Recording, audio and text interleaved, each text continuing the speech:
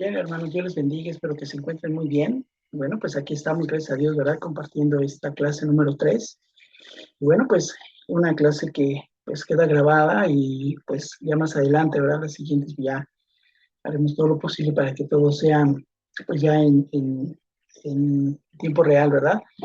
Pero bueno, damos gracias a Dios porque Él es bueno, Él es fiel también a su palabra y pues nos da este tiempo, ¿verdad? De estudiar su palabra para pues tener un buen aprendizaje en cuanto a las escrituras, contextos y todo lo que conlleva, ¿verdad? Para una mejor interpretación, ¿verdad? De las escrituras. Bueno, hermanos, pues vamos a comenzar con la clase 3. Vamos con la epístola a los romanos. Vamos a dar inicio con la epístola a los romanos. Bueno, como una introducción, hermanos, Pablo, hermanos, por lo general, eh, escribía sus cartas a las iglesias que él ya conocía. Era algo que Pablo acostumbraba y aún más lo hacía con las iglesias que él mismo había formado, ¿verdad? Pero la epístola a los romanos, hermanos, fue una excepción a esa regla que él tenía para escribir a las iglesias que él conocía y que él había formado. Y esta es una excepción, hermanos. ¿Por qué es una excepción?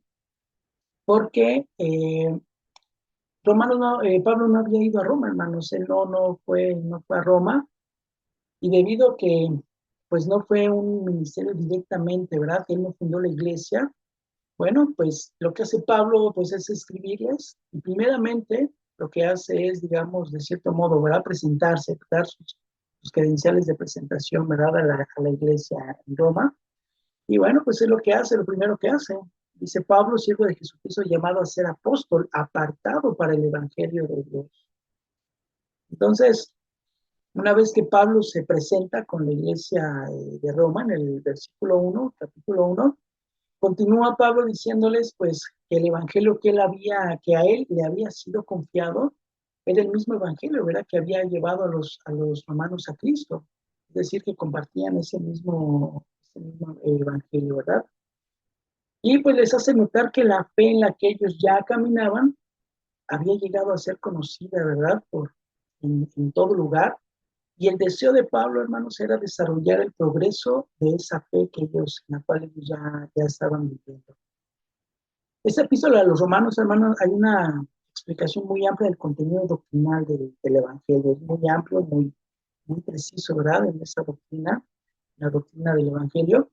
Y algunos estudiosos, hermanos, argumentan que hay muy buena base, muy buena base en este libro para haberlo llamado el Evangelio según San Pablo. ¿Esto por qué, hermano? Por su gran contenido doctrinal. Entonces, es una carta muy completa, muy interesante, muy bonita. Y en lo personal, hermanos, a mí el libro de Romanos me gusta mucho. Eh, pues todo, ¿verdad? Como está estructurado y todo cuanto habla, ¿verdad? Del pecado, la redención y todo eso. Pero bueno, vamos a ir viendo en el desarrollo.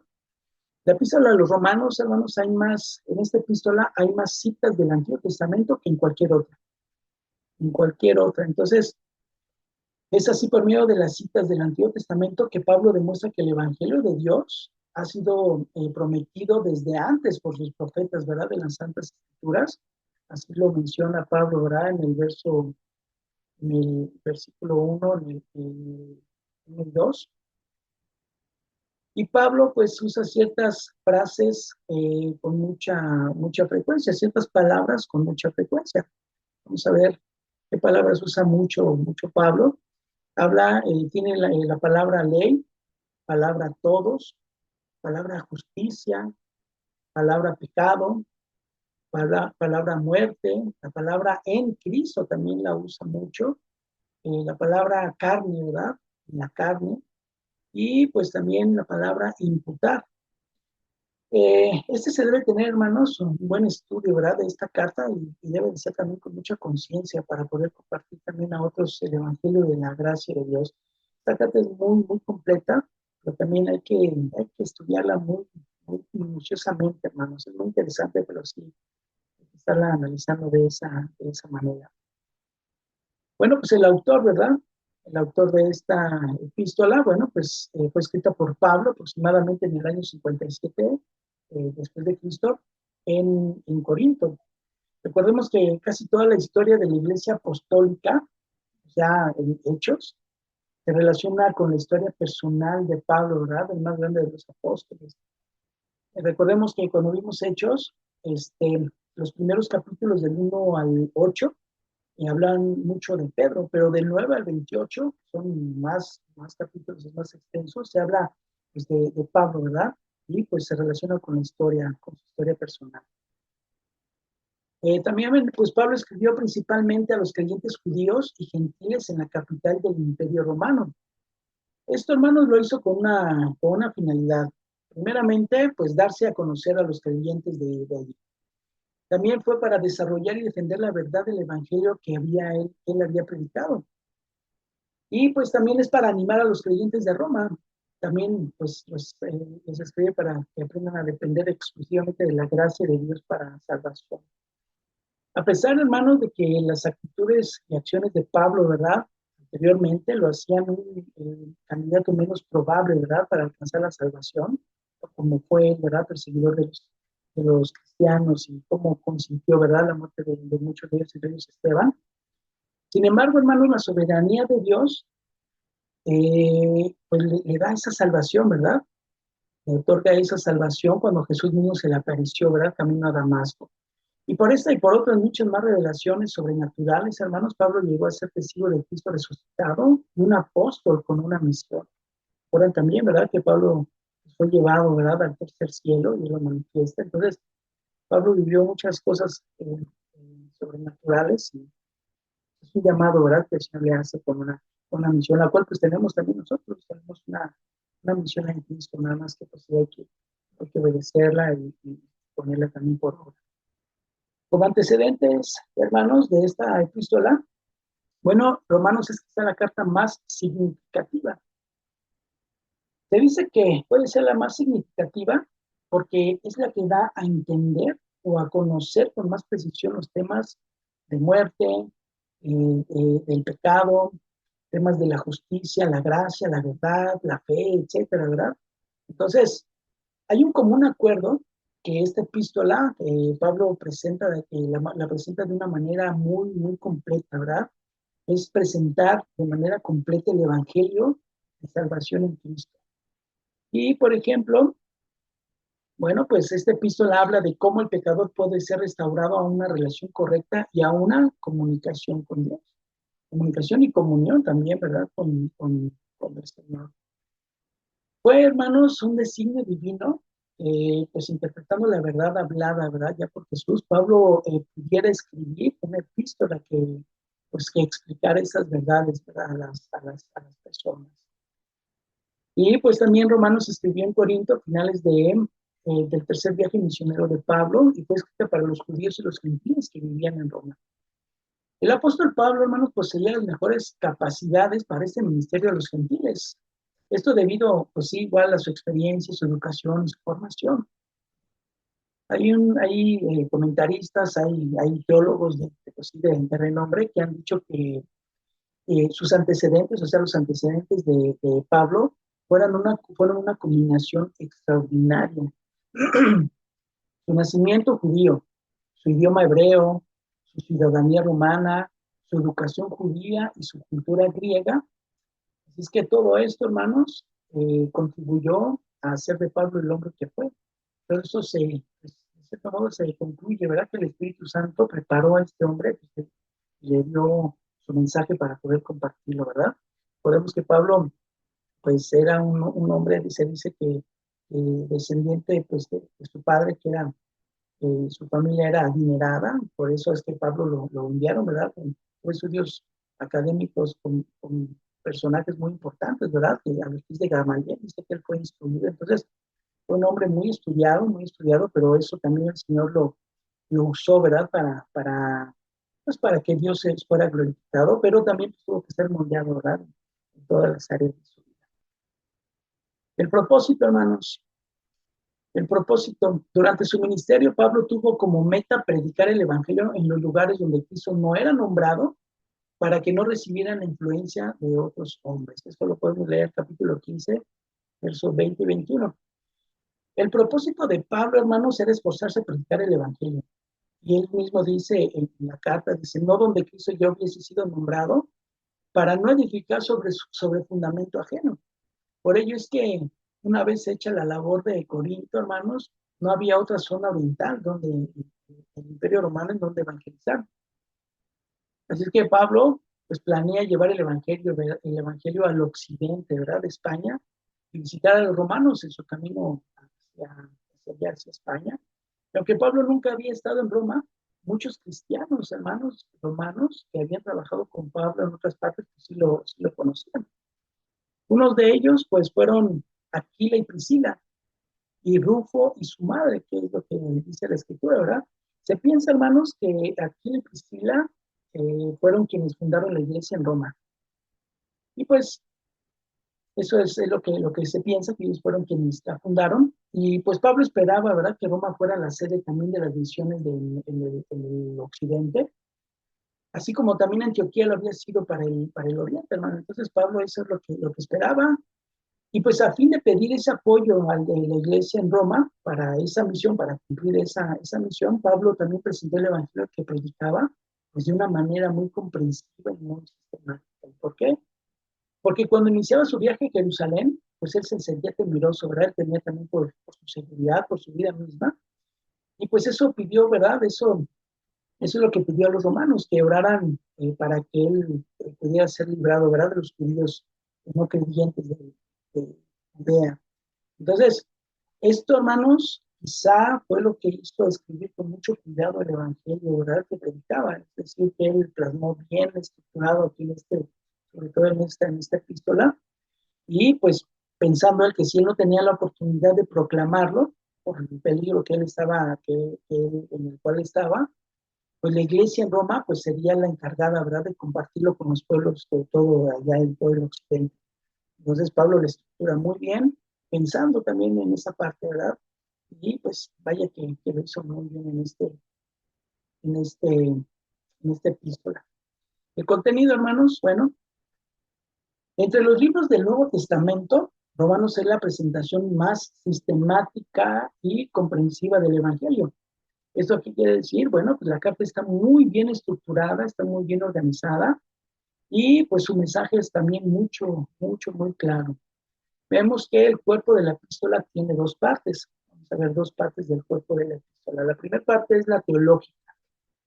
Esta parte teológica, hermanos, se centra en explicar la justificación por la fe pues, en Jesucristo, y la presenta como el evangelio de la justicia de Dios, a través del cual pues también todos los hombres, ¿verdad?, los seres humanos pueden ser salvos del pecado y de sus consecuencias. La otra, la otra, la otra parte, pues es la parte práctica. La parte práctica se enfoca en cómo un cristiano debe vivir su vida después, ¿verdad?, de haber sido transformado por Cristo. Y bueno, pues su comportamiento, ¿verdad?, en el amor, en el servicio a otros, la obediencia a las autoridades, la unidad de la iglesia.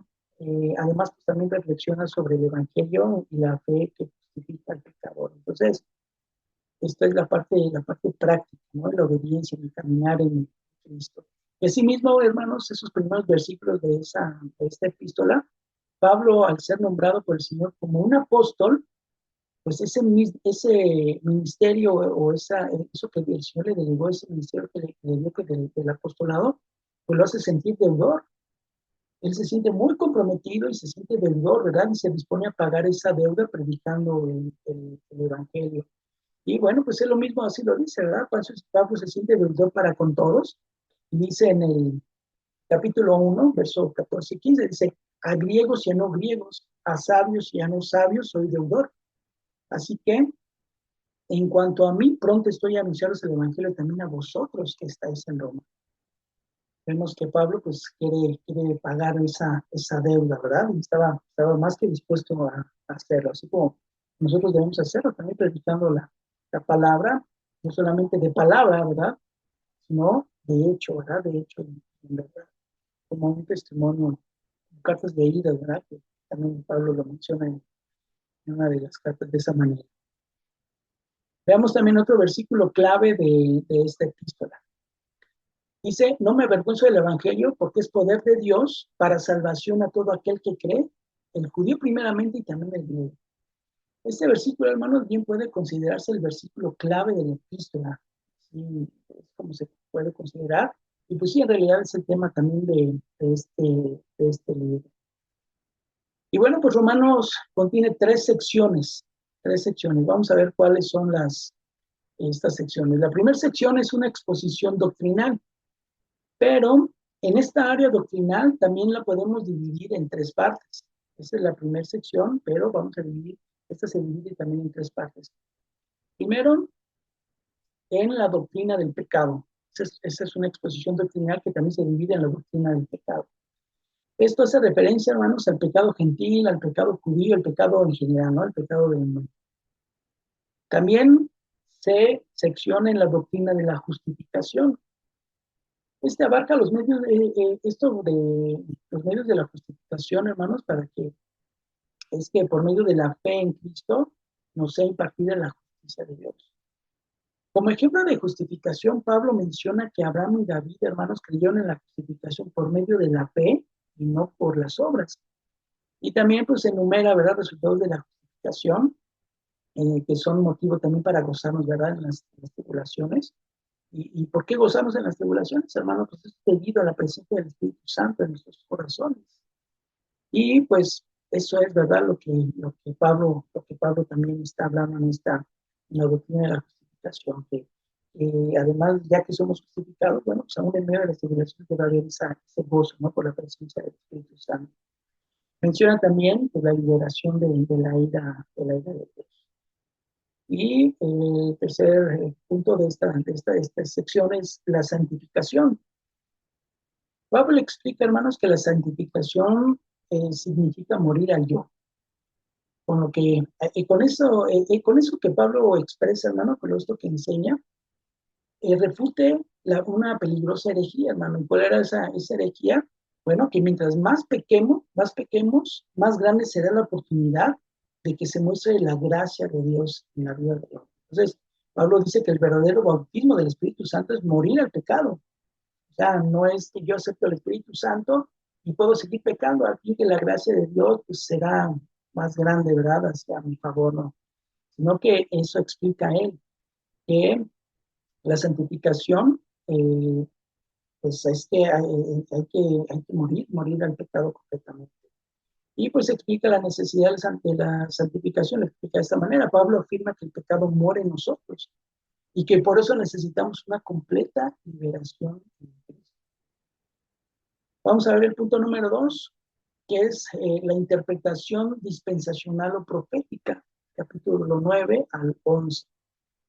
Capítulo 9 y 10, hermanos, este enfatiza que entre los hijos de Dios siempre hay un remanente fiel de Israel y que Israel ha rechazado esa justicia de Dios. Es lo que hablan a grandes rasgos, estos dos capítulos.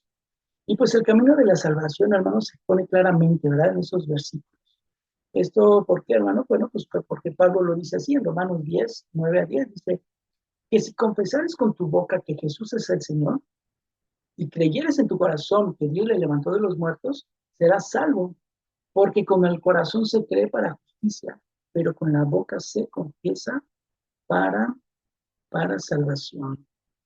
Entonces, este versículo, hermano, es muy importante, ya que invocar el nombre del Señor será salvo, ¿verdad? Aquí habla, dice que el que confesare, primero el que confesare con su boca que Jesús es el Señor, ¿verdad? Confesar que Jesús es Dios, que Jesús es el Redentor, ¿verdad?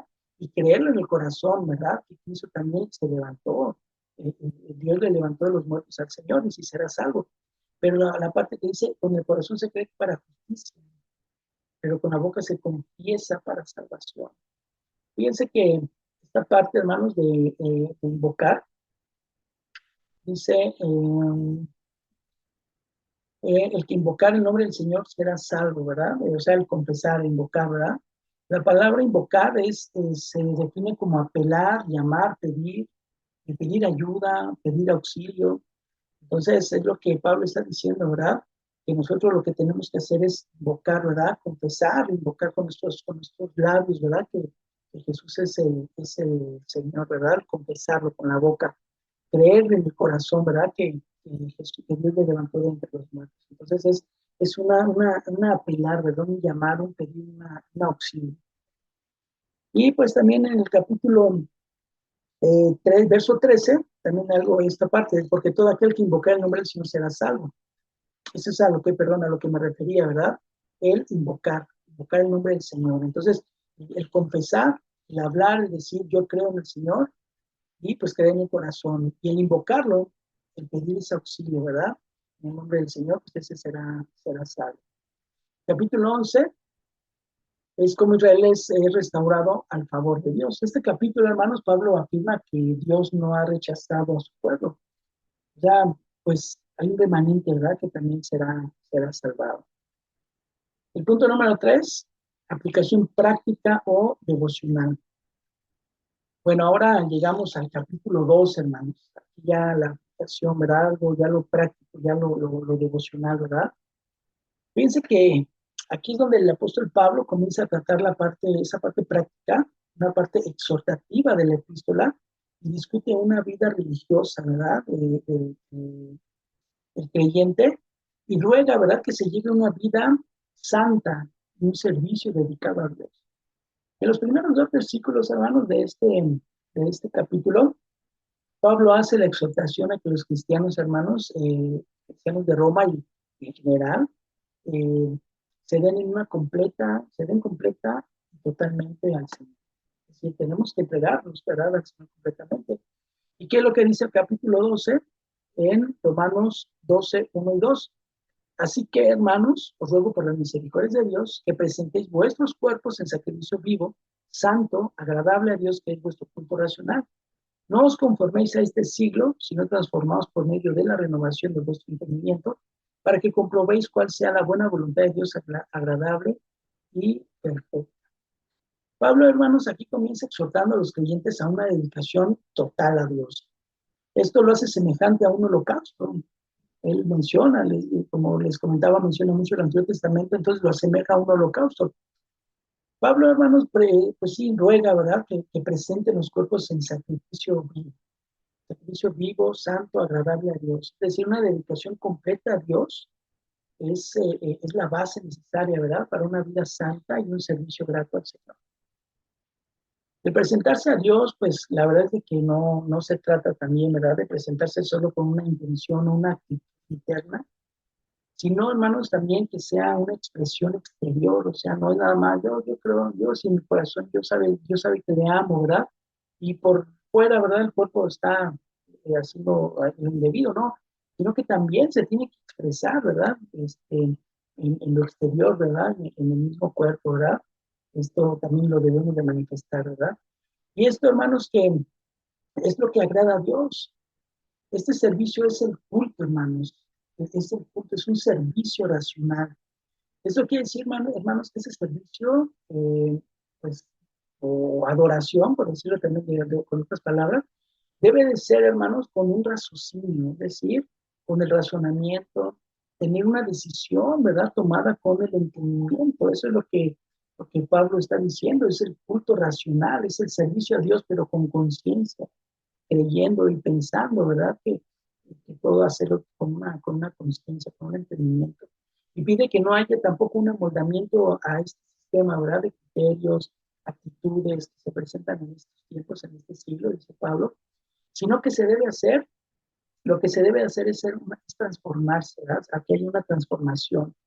¿Por medio de qué? Pues de una renovación del entendimiento.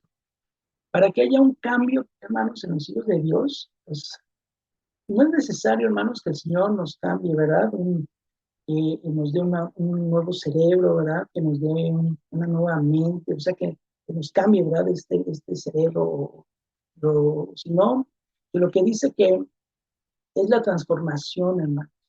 Este mismo cerebro que nosotros tenemos, lo que tenemos es transformarlo, hermanos. Esos pensamientos que teníamos que no eran correctos, ahora que sean transformados, hermanos. ¿Para qué? Pues para agradar a Dios. Eso es la transformación de la mente, la transformación del entendimiento. Esto, hermanos, se puede decir que es un cambio de imagen. De hecho, transformados viene de la palabra metamorfo, ¿verdad?, que nosotros conocemos como metamorfosis. Es un cambio total, es un cambio de imagen, un cambio pues de presentación, no sé, ¿verdad? Cómo explicarlo, pero es una metamorfosis. Sabemos que es una metamorfosis, ¿verdad? Es un cambio total, ¿verdad? De no parecernos nada, ¿verdad? A lo anterior. Entonces, ese es un cambio de forma, también en un sentido muy estricto, de cambiar la mente, los pensamientos, cambiar el corazón, todo para qué, pues para la gloria de Dios. En esta consagración, hermanos, conlleva también unas implicaciones en cuanto a nuestra relación con el mundo, pues no debemos ser moldeados por el mundo, sino por la voluntad de Dios. Esto se logra, hermanos, cuando estamos llenos del Espíritu Santo y cuando ponemos en práctica las enseñanzas morales de estos capítulos finales del libro de Romanos, que son prácticas morales. Capítulo 13, pues Pablo advierte a los cristianos que se sujeten al gobierno civil, que paguen impuestos, que respeten debidamente a los que están en autoridad. Los cristianos, hermanos, pues sí deben de asumir, ¿verdad?, las responsabilidades, pago de impuestos, todo lo que conlleva lo monetario, ¿verdad? También todo cuando se refiere a finanzas. Además, hermanos, aunado pues a todo esto, pues también debemos de practicar el amor, ¿verdad? El amor al prójimo, el estar en una constante disposición, ¿verdad? De encontrarse y tener una buena relación con Dios. Al tener una buena relación con Dios, bueno, pues por consiguiente vamos a tener una buena relación también con nuestro prójimo, ¿verdad? Con los que nos rodean. Capítulo 14 y 15, Pablo advierte de la relación del fuerte hacia el débil. Ese es algo también delicado, importante, es interesante porque una persona débil, en cuanto a lo que está expresando Pablo, se refiere a una persona que se preocupa desmedidamente, ¿verdad? Con lo esencial, ¿verdad? Con lo más mínimo, se preocupa así de una manera desmedida. Eso es a lo que Pablo a ellos se refiere, ¿verdad? Y dice que en lugar de herirlos, ¿verdad? O juzgarlos, pues lo que se tiene que hacer es ayudar a esos débiles, ¿verdad? Es lo que debemos hacer, ayudar a las personas que débiles en esa área. Capítulo 15, del 14 al 33, dice que, bueno, Pablo también habla de su devoción hacia Cristo. Pablo, hermanos, como misionero, él fue un pionero, ¿verdad? Sabemos que él exploraba las tierras y las evangelizaba, fue un pionero, y realizó al menos 3 viajes misioneros. Él recorrió, hermanos, desde Jerusalén hasta Siria y Asia Menor en el oriente, y también, pues, fue a Macedonia al oeste y Grecia a Asia en el sur. Llegó hasta Ilírico, que estaba frente a Italia, al otro lado del Adriático, y pues también anhelaba ir, ¿verdad?, al oeste de la misma Roma. Esperaba también ir allá, ¿verdad? Él esperaba ir hasta España. Pero bueno, en Romanos Pablo comenta más a fondo, ¿verdad?, de las doctrinas también de pecado y de la redención. Eso es lo que Pablo se enfoca. En el capítulo 16 y último capítulo, hermanos, pues está lleno de saludos personales de Pablo para sus amigos y colaboradores. Fíjense que Pablo, aquí en esta carta o al final de esta epístola, Pablo menciona 35 personas por su nombre, conocidos de él. Y antes de concluir, hermanos, el apóstol también insta a los lectores a apartarse de los que causan divisiones en las iglesias. Eso es también lo que Pablo también les dice, ¿verdad? Mucho. ¿Saben qué? Apártense de los que causan divisiones en la iglesia. Pablo pues dice, ¿verdad?, que puesto que han adquirido ellos una reputación, una buena reputación, ¿verdad?, de fe, y pues de ser obedientes al Evangelio de Cristo, Pablo les dice, pues no arruinen, ¿verdad?, esa fama que ellos ya tienen, sino que se mantengan ellos en esa misma fe, en esa misma unidad, que eviten juntarse con ellos, pero pues también que ellos eviten divisiones entre ellos, ¿verdad? Eso es lo que Pablo pues, le recomienda también. Y bueno, hermanos, pues damos gracias a Dios, hemos terminado el epístola a los Romanos. Voy a cortar esta grabación, este video, y el libro de Efesios lo voy a hacer en otro video, que bueno, pues también se les hará llegar, y pues en el debido orden para que ustedes los vean, por favor.